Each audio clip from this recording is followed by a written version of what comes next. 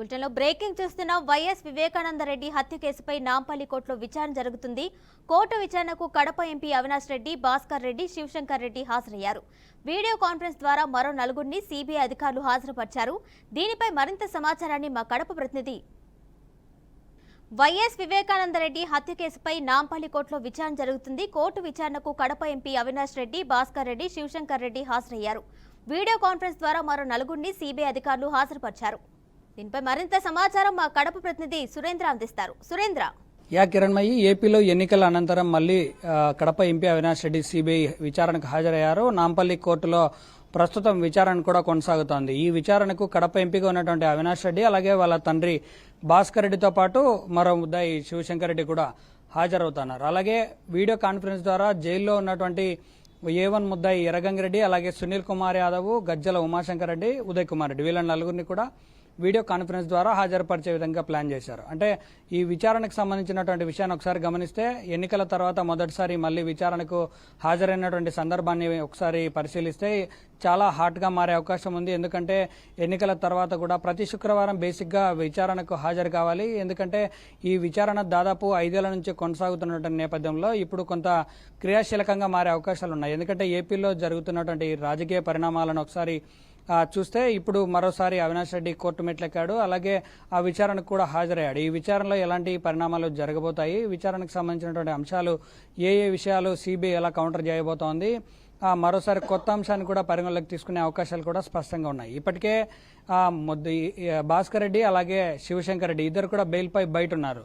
మరి వాళ్ళిద్దరినీ కూడా బెయిల్ ఇచ్చేసి బయట తిరుగుతూ ఉన్నారు. ఇప్పుడు ఎన్నికల్లో పాల్గొనడానికి, ఓటేయడానికి కూడా ఏపీలో పులివెందుల ప్రాంతంలో తమ ఓటు హక్కు కూడా వినియోగించుకున్నారు. అనంతరం ఈరోజు మరోసారి విచారణకు హాజరవుతున్నారు. ఈ విచారణ చాలా క్రియాశీలకంగా జరగబోయే అవకాశం ఉన్న నేపథ్యంలో ఏపీలో జరుగుతున్నటువంటి పరిణామాలు కూడా ఆసక్తికరంగా మారబోతున్నాయి. వివేక హత్య పైన ఇప్పటికే చాలాసార్లు ఇటు సీఎం జగన్, అలాగే అవినాష్ రెడ్డి, ఇటు వైఎస్ షర్మిల, సునీతారెడ్డి వీళ్ళందరూ కూడా పరస్పర వాగ్వాదాలు జరుపుతా ఉన్నాయి. ఈ కేసుకు సంబంధించినటువంటి న్యాయ పోరాటంలో వీళ్ళందరూ ఎవరికి వారు వాళ్ళ వైపు నుంచి వర్షన్స్ వినిపిస్తూ ఉన్నారు. కాబట్టి ఈరోజు జరగబోయే విచారణ చాలా ఆసక్తికరంగా మారబోయే అవకాశం ఉంది. ఎందుకంటే సాయంత్రం వరకు విచారణ కొనసాగుతుంది. ఇప్పటి వరకు జరిగినటువంటి విచారణలో జరిగిన అంశాలను తీసుకుంటారు. ఇప్పుడు కొత్తగా ఉన్నటువంటి అంశాలను కూడా పరిగణలోకి తీసుకొని దాని మీద చర్చ జరిగే అవకాశం కూడా ఉంది. కాబట్టి ఈరోజు సాయంత్రం వరకు జరిగే చర్చ మీద ఇటు ఏపీలో కావచ్చు, కడప జిల్లా వ్యాప్తంగా తీవ్ర చర్చనీయాంశంగా మారింది. ప్రతి శుక్రవారం జరగబోయే కోర్టులో భాగంగా ఈరోజు అవినాష్ రెడ్డి హాజరైనప్పటికీ ఎన్నికల తర్వాత జరుగుతున్నటువంటి ఈ విచారణపై అందరూ కూడా చాలా ఉత్కంఠగా ఎదురు చూస్తూ ఉన్నారు. విచారణలో ఎలాంటి మార్పులు చూస్తామనేది మాత్రం చాలా ఆసక్తిగా ఎదురు చూస్తున్నటువంటి పరిస్థితి కనిపిస్తూ ఉంది. ఇది ఒక వర్షన్ ఉంటే, ఏపీలో జరిగినటువంటి రాజకీయ అంశాలను కూడా పరిగణలోకి తీసుకుంటారు. అలాగే ఈ GPS కు సంబంధించినటువంటి విషయాలు కావచ్చు, సునీతారెడ్డి పదే ప్రస్తావిస్తున్నటువంటి అంశాలు కావచ్చు, అలాగే దస్తగిరి చెప్పేటువంటి స్టేట్మెంట్ కూడా మరోసారి రిపీట్ చేసే అవకాశం కూడా ఉంది. ఎందుకంటే దేవిరెడ్డి, శివశంకర్ రెడ్డి బెయిల్ మీద బయటకు వచ్చినటువంటి సందర్భంలో దేవిరెడ్డి, శివశంకర్ రెడ్డిని ఉద్దేశించి వాళ్ళ కొడుకు జైల్లో కూడా తనను ఇబ్బంది పెట్టాడని దస్తగిరెడ్డి కూడా చాలా విమర్శించినటువంటి పరిస్థితి ఉంది. కాబట్టి వీటన్నిటిని బేస్ చేసుకొని తప్పనిసరిగా ఈ కేసు విచారణ మాత్రం చాలా క్రియాశీలకంగా మారబోయే అవకాశం కూడా స్పష్టంగా కనిపిస్తుంది. కిరణ్మయి, అయితే సురేంద్ర, మొత్తంగా చూసుకుంటే అటు వైఎస్ సునీతారెడ్డి అయితే ఈ కేసుకు సంబంధించి ఒక పవర్ పాయింట్ ప్రెజెంటేషన్ కూడా ఇవ్వడం జరిగింది. అంటే హత్య ఏ విధంగా జరిగి ఉండొచ్చు అని చెప్పి ప్రెస్ మీట్ పెట్టడం జరిగింది. అలాగే కాల్ డేటాస్ ఇవన్నీ కూడా రివీల్ చేయడం జరిగింది. ఈ నేపథ్యంలోనే ఈ కేసుకు సంబంధించి ఎలాంటి ప్రొసీడింగ్స్ జరిగే అవకాశం ఉంటుంది ఫర్దర్గా?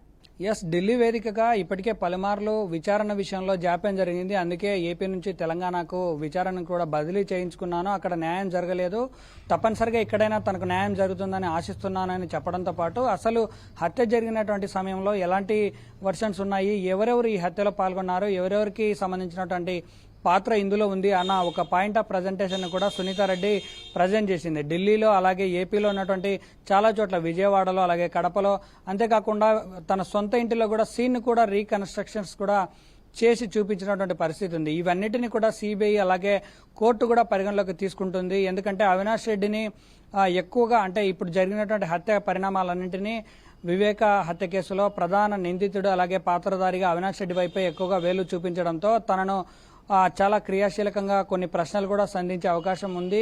సునీతారెడ్డి చెప్పినటువంటి పాయింట్ ఆఫ్ ప్రజెంటేషన్ ను బేస్ చేసుకుని తనకు ఏమైనా అంశాలు సిబిఐ కూడా గుర్తు చేసుకొని మరీ అడిగే అవకాశం కూడా ఉంది కాబట్టి అదేవిధంగా అదే స్థాయిలో అవినాష్ రెడ్డి కూడా కౌంటర్ కూడా చేసే అవకాశం కూడా ఉంది. ఇప్పటికే బెయిల్ మీద ఉన్నటువంటి అవినాష్ రెడ్డి బెయిల్ను కూడా రద్దు చేయాలని చెప్పి దస్తగిరేసినటువంటి పిటిషన్ కూడా తోసిపుచ్చారు.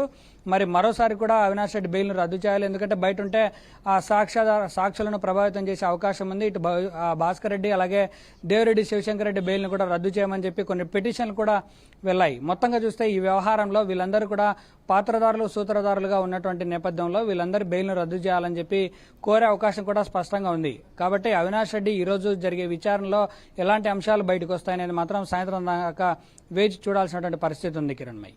Right Surendra, thank you.